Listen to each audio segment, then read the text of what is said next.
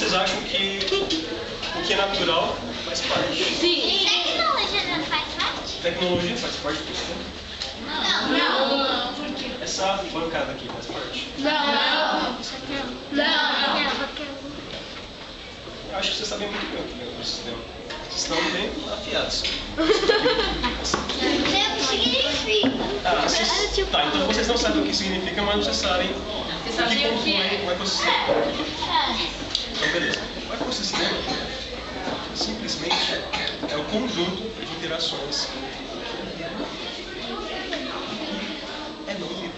Então, um animal, a árvore, mais a bactéria, mais a luz, o sol, mais o calor que o sol proporciona, mais a água, mais o gelo, mais o relâmpago, tudo isso junto forma o ecossistema.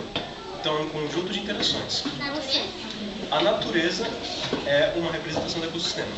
Então, teoricamente, tudo isso aqui é um ecossistema também. É um ecossistema de ação predominantemente humana, que é natural, porque nós somos parte da natureza. Nós também somos animais. Somos animais racionais.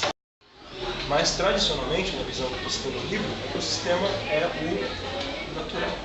É o que não é feito pelo homem, apesar de Então, vamos lá. A restinga, que é a praia, a vegetação, mas a água, é o ecossistema. A Mata Atlântica é o ecossistema.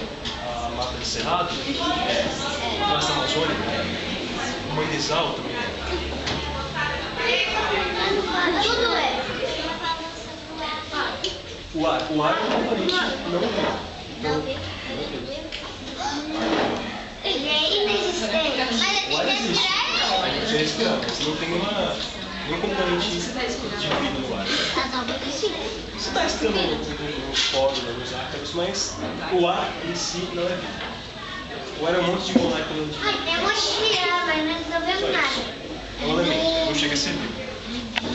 Mas beleza. Volta de 1.000 milhões de reais. Tem muito ar aqui, mas está meio quente.